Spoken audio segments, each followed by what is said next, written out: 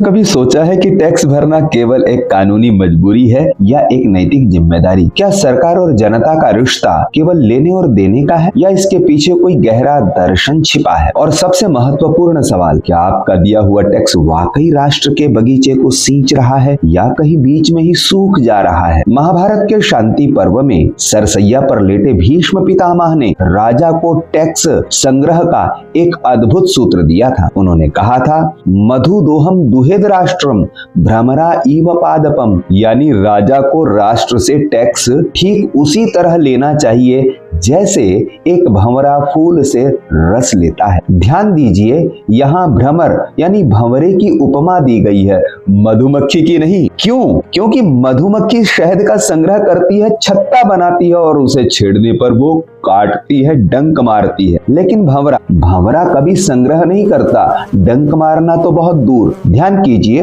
पुराना टैक्स तंत्र मधुमक्खी जैसा था, नकद में लेन देन, जहां पैसा अक्सर भ्रष्ट अधिकारियों के निजी खातों में चला जाया करता था।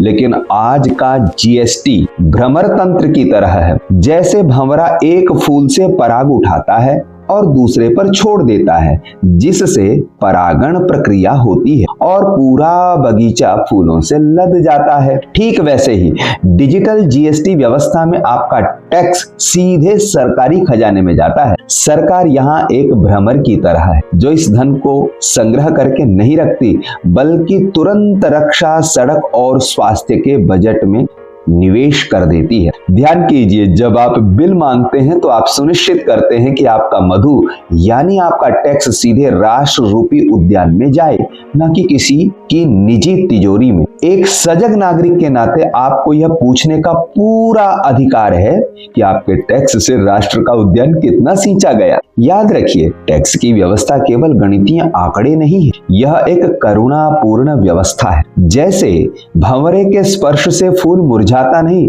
बल्कि फल में बदल जाता है, ठीक वैसे ही सही टैक्स व्यवस्था से प्रजा पीड़ित नहीं होती बल्कि समृद्ध होती है। अगली बार जब आप टैक्स दें या बिल मांगें तो याद रखिएगा, आप एक राष्ट्र निर्माता हैं। करदाता की जय हो। जय हिंद, जय भारत।